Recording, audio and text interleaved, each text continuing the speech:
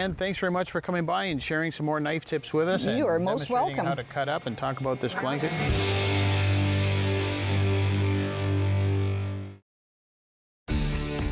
Connect with us by visiting our website or email us at comments@rogerstv.com.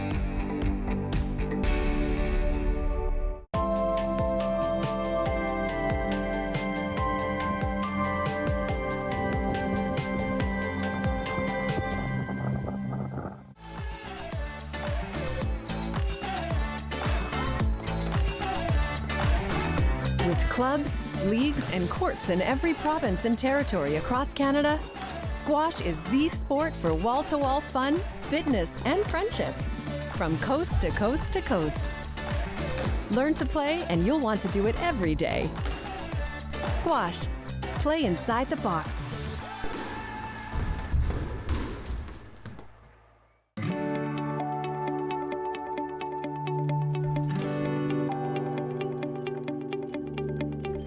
This is Rogers TV.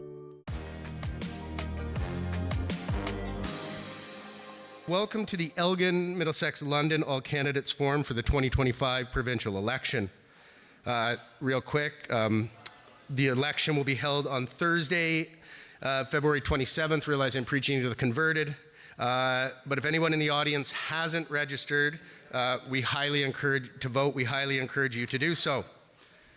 My name is Paul Jenkins. I'm the CEO of the St. Thomas and District Chamber of Commerce, and I will serve as your MC this afternoon. It is important, though, that I begin by thanking our generous sponsors. So first, the London St. Thomas Association of Realtors, or LSTAR, as they're more commonly known. Thank you so much for your support, and I would like to invite LSTAR CEO Bill Matter up here to say a few words.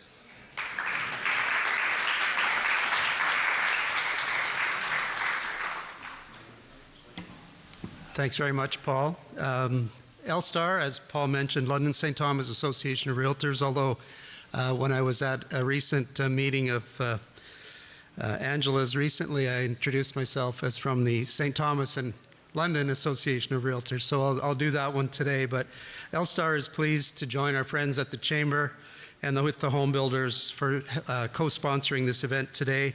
Definitely hats off to Paul, Christy and his team, their team at the Chamber, and certainly to Angela and her small but mighty team at the Home Builders Association for pulling this all together at very short notice. It's very important to have events like these, and it wasn't that easy to get it up and running this time around, but it's great to see so many people here. But we also want to thank obviously the candidates for agreeing to participate.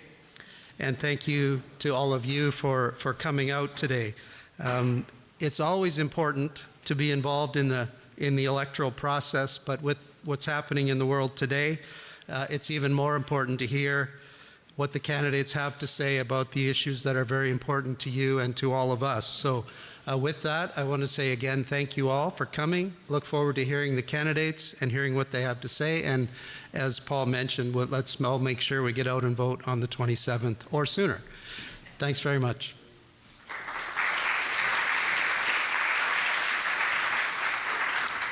Next, I would like to thank the St. Thomas Elgin Home Builders Association, another partner for today's event. And I'd like to invite Angela DeVries, their CEO, and a former Chamber board member up here to say a few words.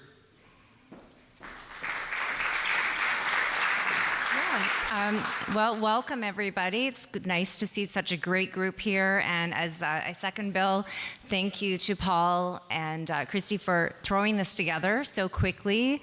And this is a great amount of people that is attending, so it's wonderful to see. As mentioned, I'm Angela from the St. Thomas and Elgin Home Builders Association.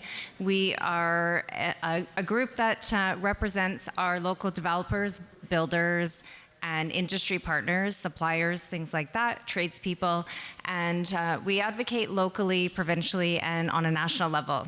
I'm looking around, I see several of my board members here, which is really great. And as always, board members with our association and the Chamber, they're all supporting each of you that are sitting here today, members of our community and business owners. So I'm pleased to be here. Looking forward to meeting all the candidates and hearing from each of you. And again, thank you to all of you for stepping up and putting yourself out there for these roles. So we're looking forward to hearing from you.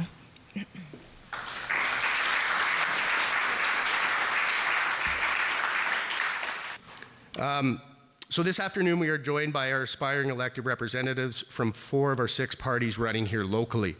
And 2 quick points to note: all local candidates were invited to participate in today's All Candidates Forum. And second, while Amanda Stark of the Green Party and Amanda Zavitz of the NDP are not here, it is not for a lack of want on their part. It was simply a scheduling issue. And Amanda Zavitz, campaign manager, is back there if you want to chat with her at the end. But this said, I am thrilled to welcome the following Elgin Middlesex London candidates to downtown St. Thomas this afternoon. The Honourable Rob Flack of the Progressive Conservative Party, Doug McTavish of the Liberal Party, Brian Figueiredo of the New Blue Party, and Stephen R. Campbell of the None of the Above Party. The structure of today's event is as follows. Each candidate will have 5 minutes to introduce themselves and make their pitch of why they should be elected to represent us locally. Following this, the 3 sponsors of today's event will each ask a question, with candidates given 2 minutes to respond. After this, candidates will head off stage to directly answer any of your questions from anybody in attendance tonight. The speaking order was determined by the order in which candidates confirm their participation. As such, Rob, then Doug, then Brian, then Stephen R. for the introductions. Doug, then Brian, then Stephen R., then Rob for question 1. Brian, then Stephen R., then Rob, then Doug for question 2. And finally, Stephen R., then Rob, then Doug, then Brian for question 3. I'm going to invite all the candidates up to the front right now. You got your labeled chairs and everything because we're fancy like that. And as I just indicated in the order of questions, the Honourable Rob Flack will be speaking first. And just for timing, all candidates, you'll be looking at me where I will give you a 30-second warning before your time is up. Thank you so much. Rob Flack.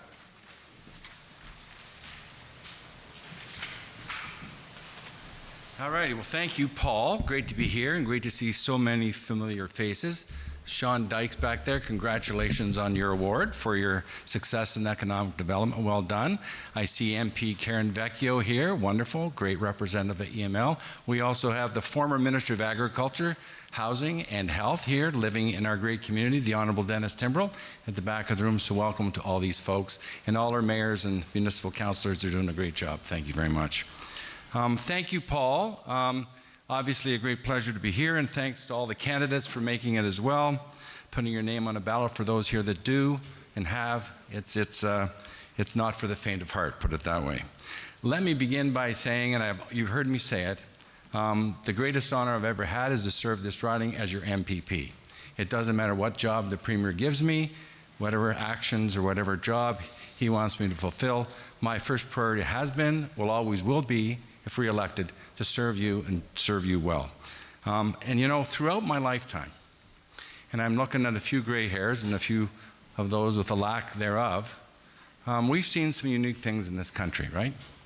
I think as a kid, learning about World War II, the tragedies, the threatening of our country, of our civilization. I think as a young boy, learning about the FLQ in Quebec. I think about when you think back of the referendums we've had, the near misses we've nearly had in this country when it comes to constitutional crises, and recently, obviously, with the pandemic. But frankly, nothing has challenged us, in my opinion, more than President Trump's tariff war. And I used the word war because it is economic warfare that he has aimed at crippling our economy, cripple our province, and cripple our country. And make no mistake, these tariffs potentially can cost this province hundreds of thousands of jobs we've been building and creating in the last 7 years. And under the leadership of Premier Ford, we will fight back. We will make it our resolve and our will to make sure that we win this war.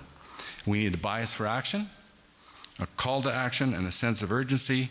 And that is why Premier Ford and our government is asking for a stable 4-year mandate so we can mirror image President Trump's presidency, his administration, so we can continue to be on guard for this province and this country.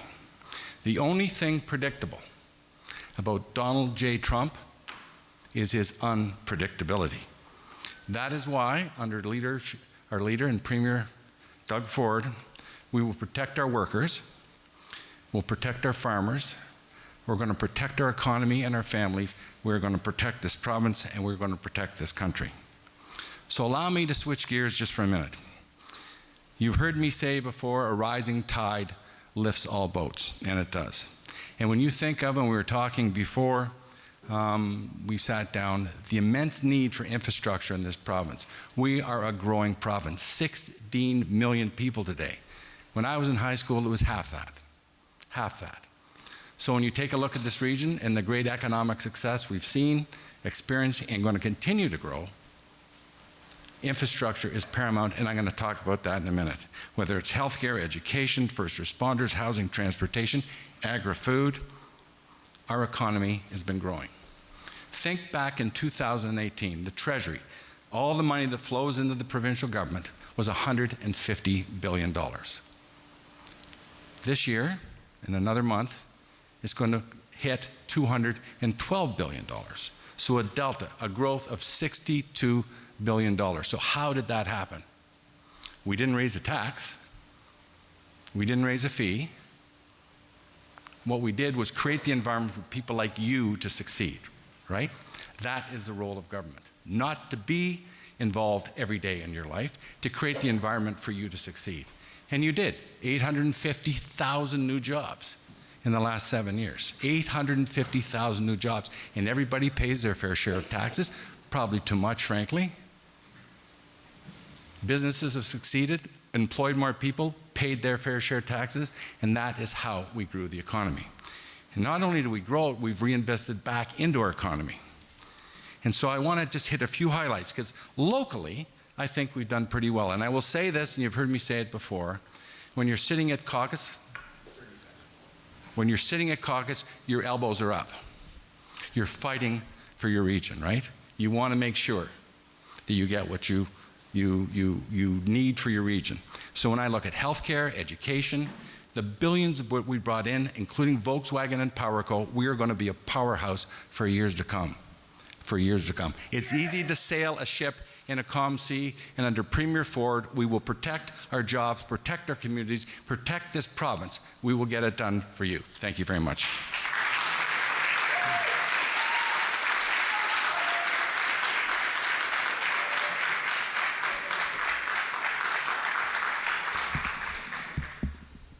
Thank you, Rob Flack. Next up is Doug McTavish.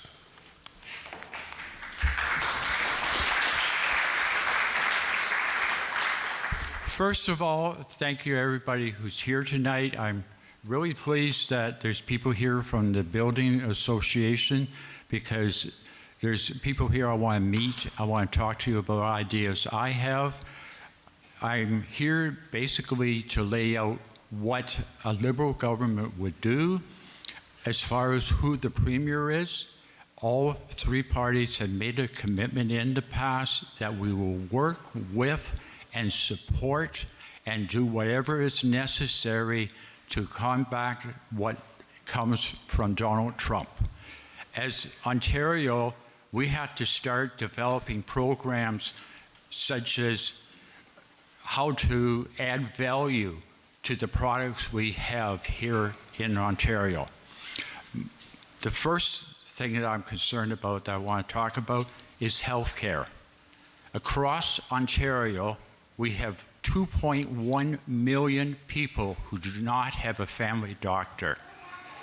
We have 2,400 doctors who are scheduled to retire in the next 5 years. That is a crisis. We need to train at least 3,600 new doctors. We need to incentivize current doctors to stay in the system while we train the new doctors. We're going to need 2 new medical colleges created so we have students in seats. That's our number one priority. Our number two priority is putting money back in to not the building, but the classroom. Class sizes, the goal many years back was 31. It is way beyond that. Find a teacher's aide in a classroom nowadays. The teachers are tired, they're underpaid, they work long hours. In some cases, they're facing violence from kids that have emotional problems. We don't even have the staff to identify which kids have learning disabilities. This all has to change. And thirdly, I mentioned the Buildings Association. We need houses. I commend what was done with the tiny homes. That was creative thinking, and that's what we need moving forward.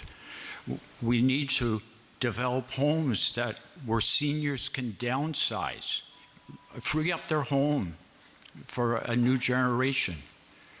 We need to build homes that are under 3,000 square feet for the average family. The mansions out there are going to continue to go up. The help needs to go to young families that don't have that first home. We're going to remove the land transfer tax for first-time homes under 3,000 square feet. And if you're a senior and you're downsizing to a smaller home, we're going to remove that land transfer tax.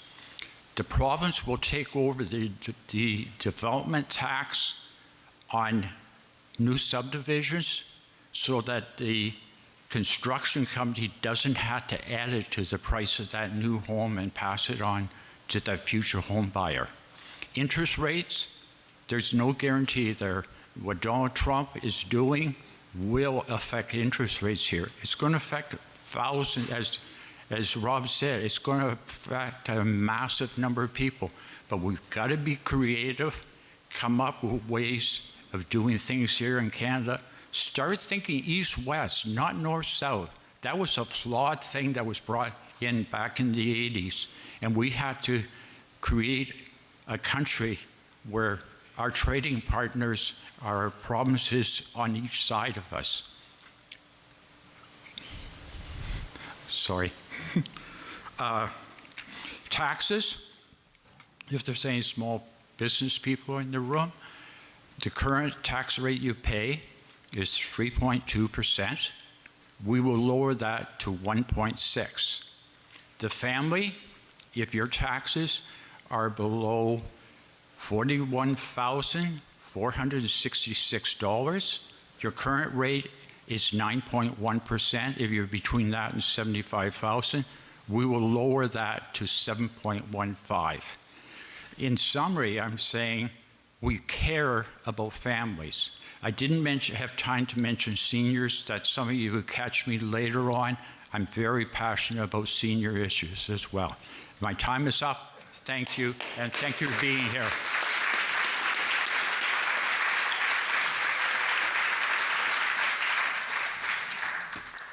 Super punctual so far, gentlemen. Thank you so much. Brian Figueredo is up to speak next.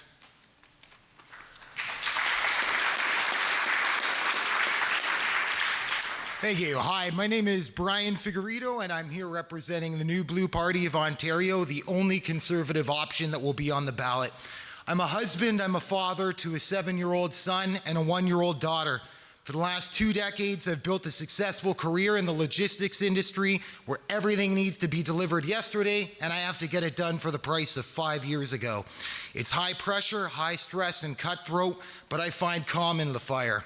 I'm also a musician, where I've played and toured in a band for the last 25 years. I'm also a fighter.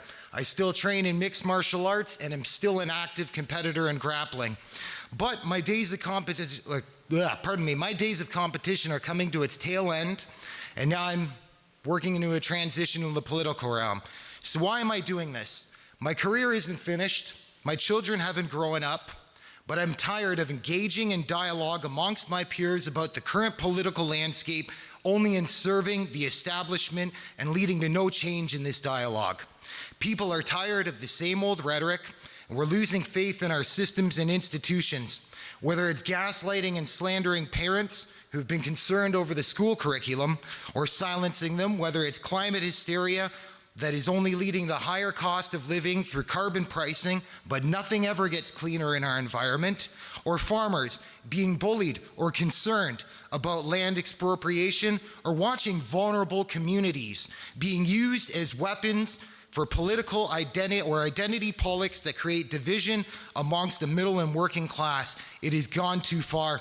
The thought of leaving mine and your family's futures with self-serving politicians does not sit well with me, and this is the reason why I'm running in this election. The establishment parties have constantly campaigned on promises that they don't really enact. They only serve themselves, the lobbyists, and special interest groups.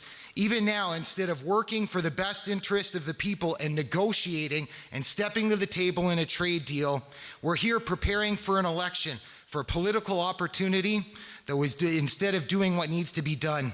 To publicly overstate on national television that our economy will be devastated when putting our vulnerabilities in the spotlight is absolutely irresponsible. It's time to have a government with accountability, do what's in the best interest of our constituents, and not for a political agenda. The new Blue principles and platform will do exactly that. For concerned parents, we will fight against CRT and SOGI and DEI out of our schools. Our children are the biggest investments we have in society. We need a generation of strong, literate, skilled children, not indoctrinating self-loathing and radical activism. These policies have done nothing more than create a societal division, and it needs to stop. Housing still isn't affordable. We're repeatedly told it's a supply issue for 2 elections in a row now, and then we just need more shovels in the ground. It's not happening quick enough. We'll always be chasing the supply at a high rate of demand. So it's time to lower demand. We need to bring in policy to decrease immigration into Ontario until our infrastructure and institutions have caught up. There's too many bids on homes, bids on rent, and now wages are being driven down by too much competition while unemployment is rising. Publicly bragging that we're growing faster than Florida and Texas combined without having the health care, housing, or inflation in order is not only irresponsible to the citizens of Ontario, but it's an embarrassment to newcomers coming here in disbelief on what has happened to our great homeland. Healthcare needs to be reformed by making bureaucratic cuts and sending the savings into more nurses, doctors, beds, and equipment. We were promised hallway healthcare will be gone, and now it's worse more than ever. New Blue believes in bottom-up policy, not top-down, and it's time for the establishment to get in touch with what happens on the floor. We would also immediately fight to remove any and all COVID mandates that should never have cost healthcare workers their jobs in the first place. We also believe in provincial sovereignty. We are the only party on the ballot that will fight against initiatives brought on by NGOs like the World Economic Forum, the World Health Organization, and the United Nations 2030 Agenda. We do not need out-of-touch elitists that are funded by billionaires to treat us like children and tell us how to live our lives for their own vested interests. As your MPP, I will never stand down from this notion, and I will speak up at any corner until this is addressed and taken seriously as a mainstream idea. These are just a few of our policies, and I have our entire platform here with me to converse with anybody who's willing to do so after this forum wraps up. Now, as voters, here's the reality that you are facing. After this election, the Premier is going to remain the same. You can either vote for someone to help serve him or serve you. I'm Brian Figueredo, here ready and willing to fight for you. Thank you.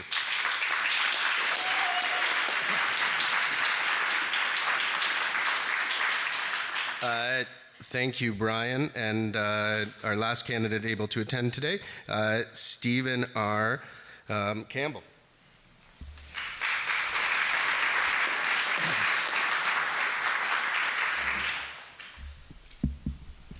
So I am Stephen R. Campbell. If you look me up on the internet, I am a #1 searched item for my name, so have that R in there. In this district, last district, the Blue Party did extremely well.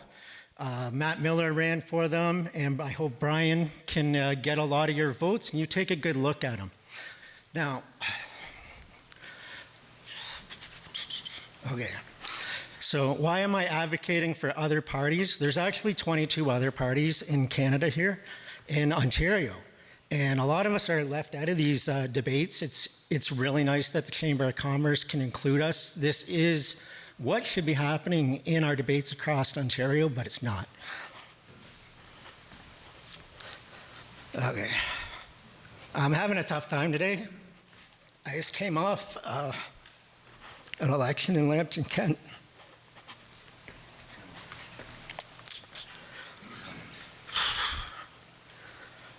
There's so many issues.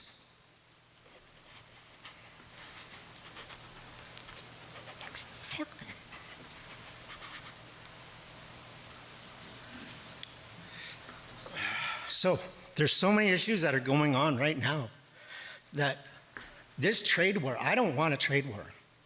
This could have been solved with a simple referendum. He spoke about referendums in the past. We did not need an election today. We don't have to put the Doug Ford government back into power.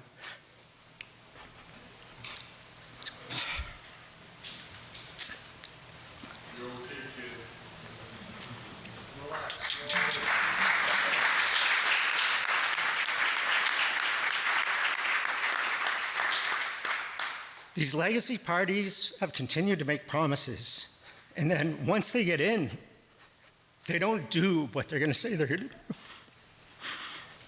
Do you want to speak more? There's right now the Liberals, NDP, and Greens are trying to sign off and get rid of our gas plants because it's green. It's not green. We need affordable power. We live in the north. We need power that's affordable. And I think it was like 1996, I don't know the right year, but we didn't have taxes on our home heating.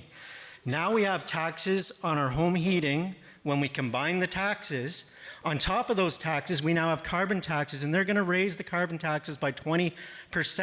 We can't even afford the carbon taxes that we have now. Now, in the Saskatchewan government, which is not a PC government, they are independent representatives. They are a Saskatchewan party, and they're standing up to our federal leaders as well, and we need that here in Ontario. So not only do we have the taxes on the tariffs that are 20% or 25%, we have an increase of another 20%, and I think it's 100% tax on our bill. When you look at your bill, your gas demand is the tax is higher than your actual product that you're consuming. Like a 20% tax isn't 20%. You have 100% tax on your home heating. We cannot stand this as Ontario citizens anymore. And we can't go to wind turbines right now either. So if you look in Chatham, Kent, all the wind turbines are destroying the country. With your fellow farmers have it's a shale oil that's there, and it's leaching into their water. They can't even drink their water now. We have Oneida. Oneida is a reserve with unclean water from our Thames River because London produces too much raw sewage into our areas, and we don't have hospitals right now. Since these guys put in fake mandates, there was never a mandate by the federal party. Our 2,000 nurses have not been hired back. And it's not only nurses, it is doctors. So recently in Strathroy, a doctor can't even enter the hospital for doctor procedures. He can practice at his own practice, but there's other doctors that cannot practice within the hospitals. So that's happening in St. Thomas. It's happening in Stratford. Stratford has a plastic surgeon with a 2-year wait list, and he cannot perform those. So if you need to go to another doctor, you now have 4 years to get a doctor. So that's my time today, and unfortunately, I wasted it.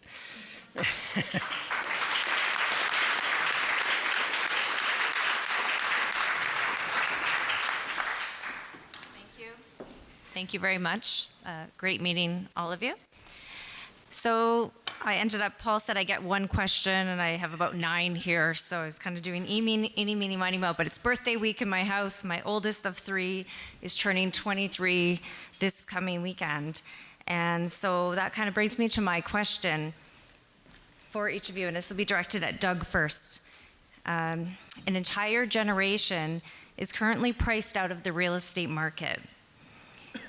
This directly impacts our community as young, hard-working people move away. What will you do to keep young people here and help them find an affordable place to live? So we will all get an opportunity here to answer that question, and go with you first, Doug. Well, I'm just going to give a short example of what young people are facing. My wife and I are very shortly going to be married for 55 years. The first year we're married, we bought a townhouse in Windsor for $16,490. At the time, my income was slightly over $8,000. That means for a 2-year period, if I didn't have our bills, we would have paid that house off. Nowadays, a similar house would be $700,000 to $800,000. That income is probably in the $80,000. So they're going to need 10 years to do what we could have done when we're starting out. This is just ridiculous. We have to identify land.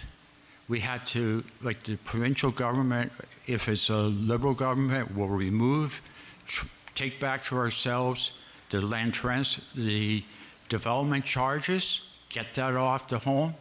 We'll remove the land transfer charge where it's a young family starting out or an older couple wanting to downsize, which creates another full-size home somewhere. These issues are ones that you have to be your feet under the table. You have to listen, work with the developers. We're going to have a lot of steel. We're going to have a lot of aluminum. There's building materials that we need to redirect into building homes here. We need to make it a priority. Rob, all respect, but houses last year were a promise of 1.5 million new homes. Housing starts were down by 20%, the lowest since 1955. We have to do better.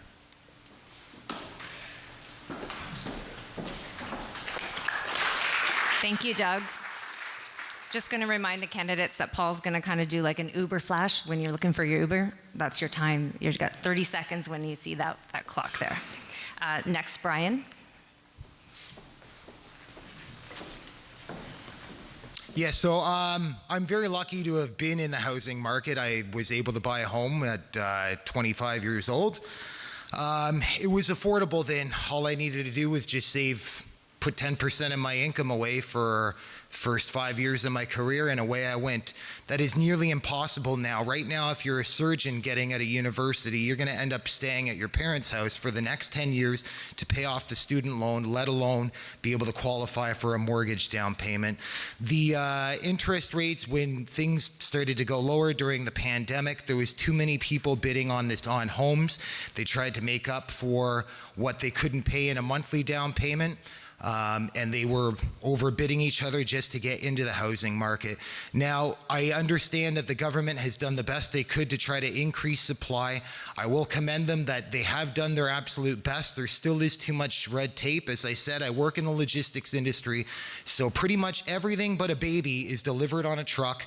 So I hear from many customers and clients what kind of are the struggles that we're having with raw materials. There is too much taxes still happening for a lot of developers, and that's why they've been raising the cost on new homes, because there's also inflation that has been unpredictable in the last so many years, and they've raised their profit margins to try to account for it. The simple issue is supply and demand. We cannot increase the supply anymore. Talking about taking farmland and expropriating it and reusing it either for industrial land or residential land is 30 seconds? Okay, so mine and the New Blues policy behind this is simple. There's been way too many people coming to Ontario way too fast. We do not have enough homes for people to live in, we have to increase or decrease the amount of immigration, similar to what Quebec has, where they have control over their own jurisdiction. We actually have a surplus on the provincial wealth transfers. They have a deficit. That's what I would suggest.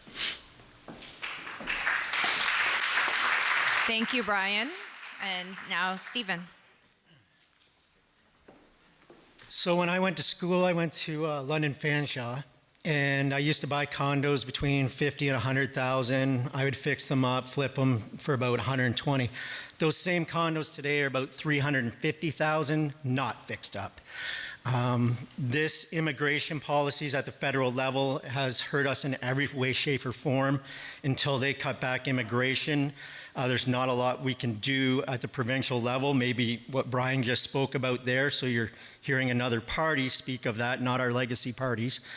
And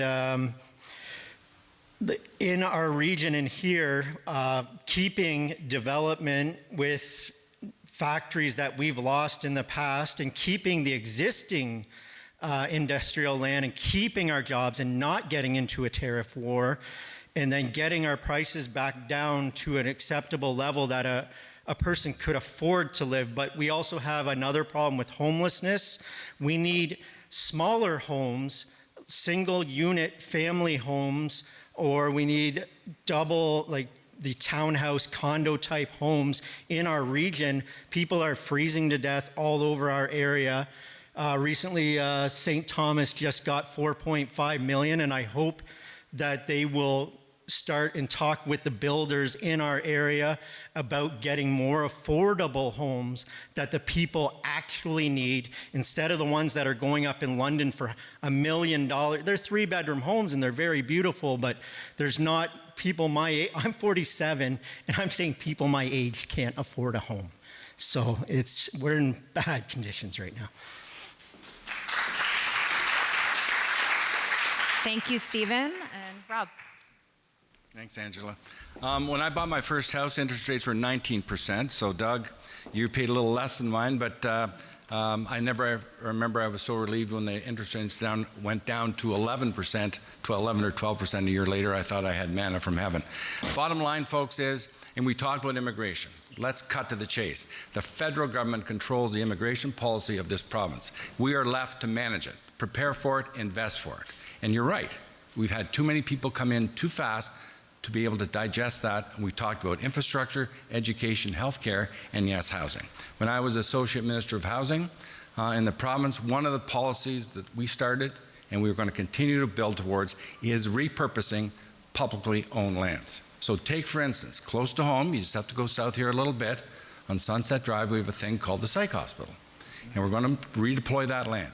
We're in the works right now to get that done, and not for estate lots, not for great big fancy homes. We need a multitude of housing types on that land, whether it's condos, modular homes, purpose-built rentals, yes, a single family, but a density of houses. Go in and go up. I look at the land right out behind us here, that should be repurposed. We need to fix it, we need to remediate that land and build in and build up. Bottom line is, we can get it done, but it's been a tough environment for housing. Talk to these folks over here. Interest rates were up. Why? Because we live beyond our means. Interest rates went up. We have not had supply. We need to build a single family homes, repurpose the land throughout this Ontario. There's thousands of acres to do it.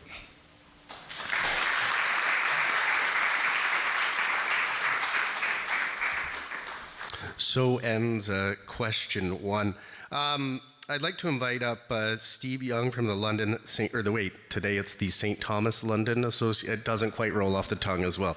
In any case, Steve Young from Elstar to come up and ask the next question.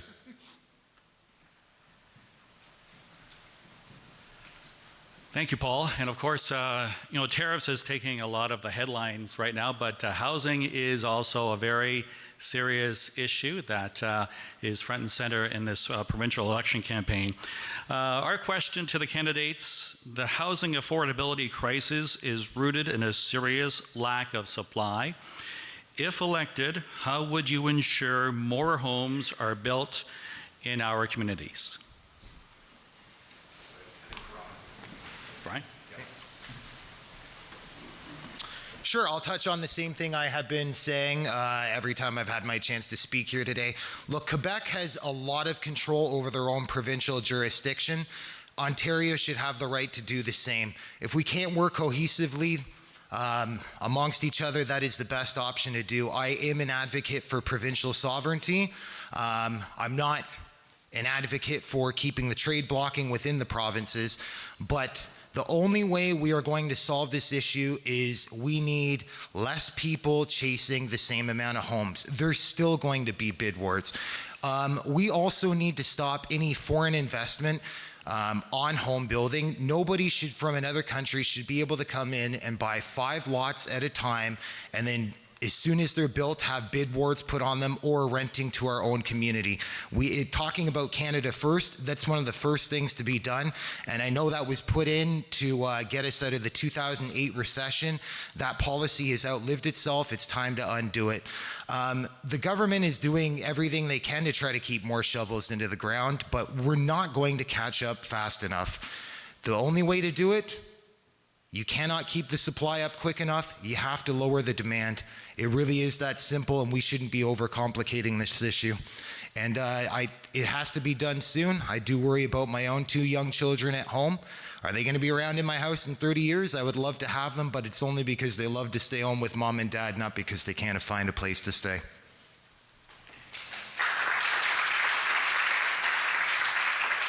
Thank you, Brian. Stephen. It's almost the same question as before. The affordability, even our interest rates are down right now. And in the past, we've had fluctuation with the interest rates, and it usually balances the market. A lot of the policies and procedures that we have been doing to protect our banks actually have gone against us because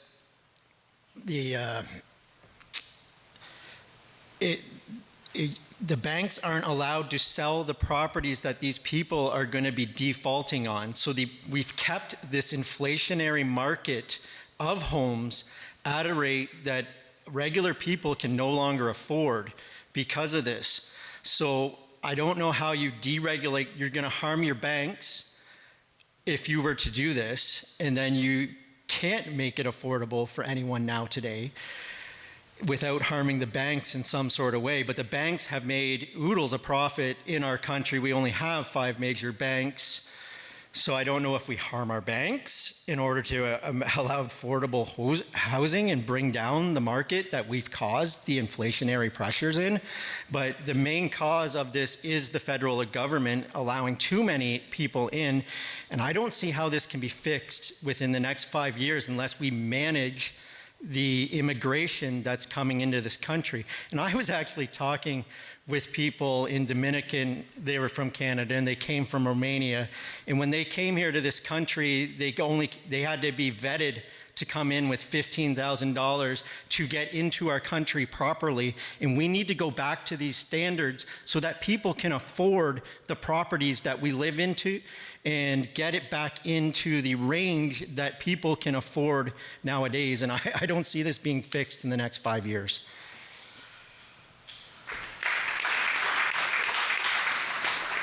Thank you, Stephen R. Rob Flack.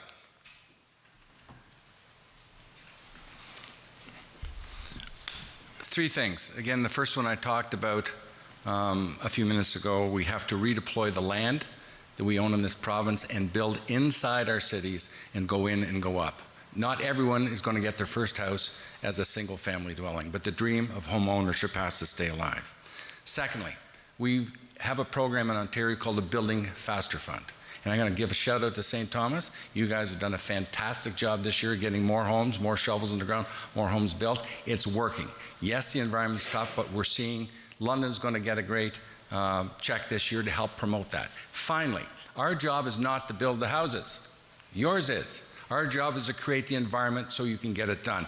That's why we have invested investment money here, infrastructure money, record money.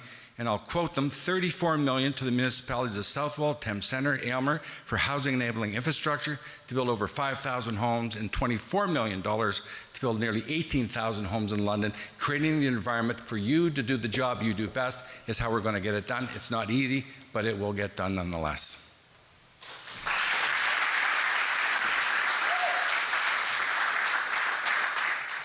Thank you, Rob. Doug.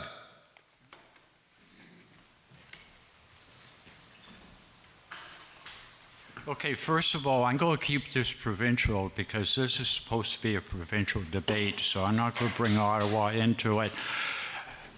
Rob brought up the psych hospital. I think that is one of the most important things that we have to look at in the next few years. There's 416 acres there. We have historic buildings that had to be remediated and turned into something.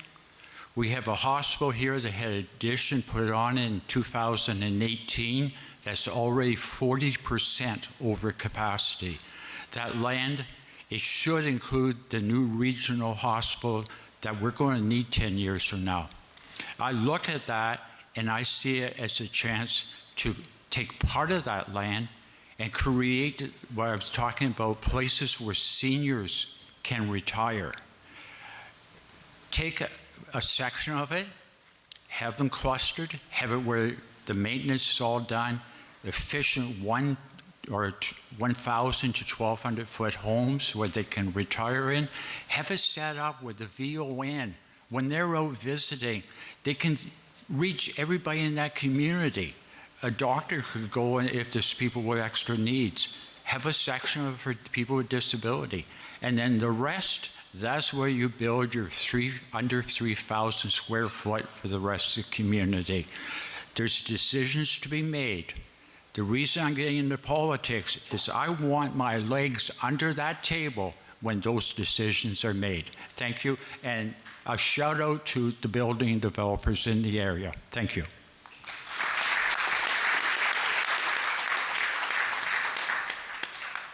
All righty, thank you, gentlemen. The last question, no surprise here, of the evening is me. And I joked about this at the start, but I don't think it is a joking matter. Claims or to our sovereignty are certainly nothing to take lightly. And clearly, there's a federal aspect to this as well. But I'm interested in hearing from our local candidates. At a time when our province's largest economic partnership is increasingly threatened, and Ontario alone is the largest trading partner with 17 American states, what should our provincial response be? And I'm only giving you 2 minutes, so I'm gonna layer this a little bit. If you answer that very succinctly, what's the most important thing you think you'd like to share with our local businesses? Again, we have over 600 members, businesses, nonprofits, and charities. But what should our response be, and what would be the message you'd share with our local business community? And if at some point maybe you touch on our interprovincial trade barriers as an area of improvement, could you be specific about some of the immediate actions we could take to either fortify our response or potentially even find opportunities in this cloudy times? So Stephen R. will speak first. In 2 minutes, right? Okay, so I am Stephen R. Campbell. I'm with None of the Above Direct Democracy Party. Like I referred to earlier today, this merely could have been taken place with a referendum and having your opinion on tariffs. Right now, the Ford government is asking you to vote for them to get into a tariff war. That's going to harm your business. I do not want my business harmed. I don't want my neighbors harmed. I want the U.S. to be our friend where we continue our trade relationships. So we need our goods there, and if we do get into some sort of war, we would need to pivot and actually find new trading partners with, such as Mexico, other southern states, or not states, but southern countries, islands, to get our economic goods to market. Instead of harming our own people, like this current government is stealing land from, like Mountain Oak Cheese in Wilmot, every single district, they have been stealing land from farmers in our district, and we should be promoting our own farming communities, our own local businesses with our intertrade in Quebec, in Saskatchewan, in the New Brunswick, in all the other provinces that are close that we can have quick trades with and benefit with each Canadian benefiting from our products. There's many great products in Quebec, wines and other wines that aren't on our shelves today. Our wines, such as Peely wines, are not on their shelves. And we should be having trade within our inner communities and inner provinces.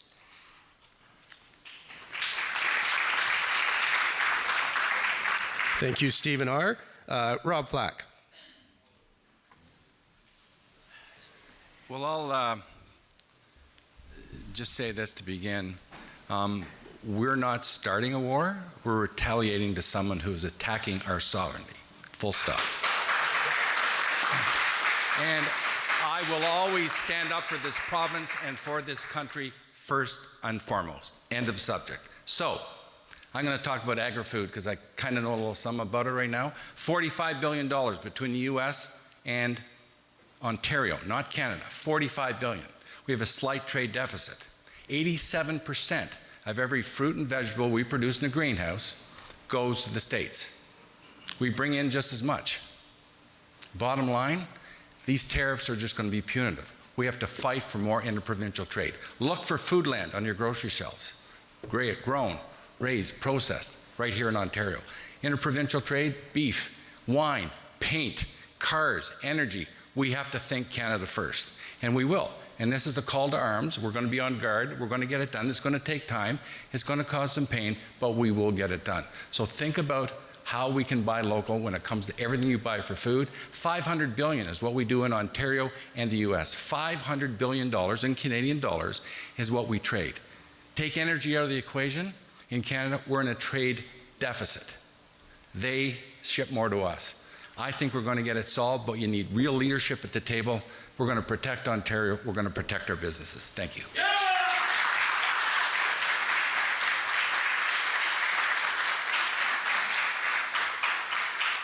Thank you, Rob. Doug McTavish.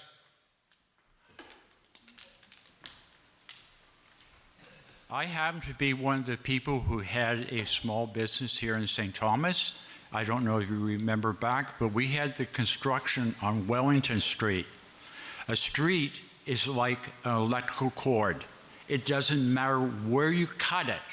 You lose the traffic, you lose the business. I had to keep paying rent through all that. It went on for 4 years. I understand how small businesses are trying to cope with what they've been through. They've been through COVID. They've been through the main street of this town being torn up year after year. You know, they need help. Part of the Liberal plan is to cut small business taxes from 3.2% to 1.6%. That's one of the promises that have been made. We plan to deliver on it. We need to do everything we can as a province. Rob here, I've already told him, if I'm the MPP, I will want him to help me in what I'm trying to do to help the province. If he is the MPP, I will be there to help him if there's anything that I can think of. One of the things we can do, the pork industry, we ship 60% of our live pork to the States to be slaughtered. $75 million of the money that was spent on this unnecessary election could have built those plants. The meat cutters could be trained in Fanshawe, which just recorded a $32 million loss because they don't have the students anymore. We can do better, but we have to work together. Thank you.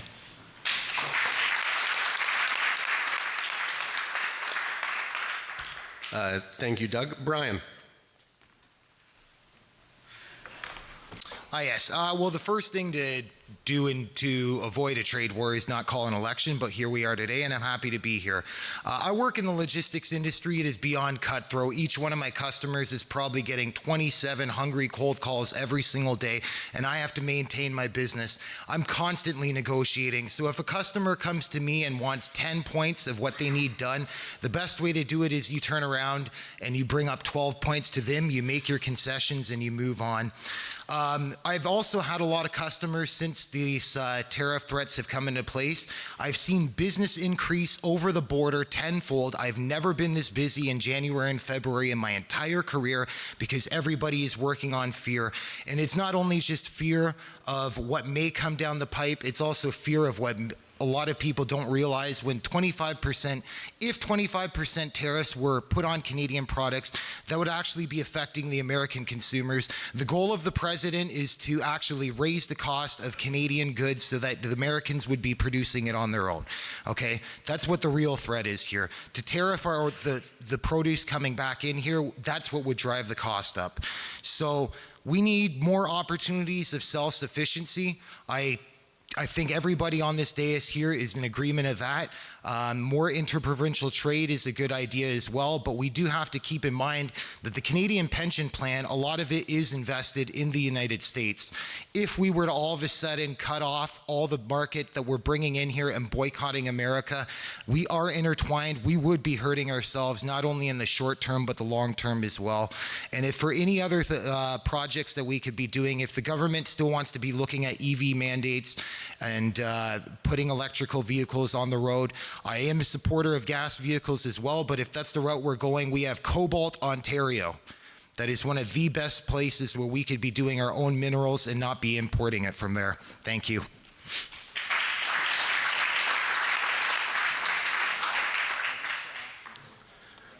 Thank you so much to the 4 of the 6 candidates able to participate today in person. The only timing we got wrong was the Chamber of Commerce. But I really do want to thank our aspiring candidates today for participating in our All Candidates Forum. Appreciate your honesty, your enthusiasm, and your passion.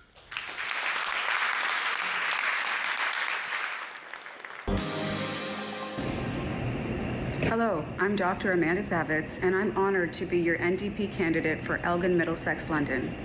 I've lived in this community my entire life, from growing up in Belmont to raising my family in St. Thomas, where my husband and I have run a small business for 25 years. This community has shaped me, and now I'm ready to give back by fighting for you at Queen's Park. Since I cast my first vote at 18, I've stood with the NDP because I believe in fairness, justice, and equality for all.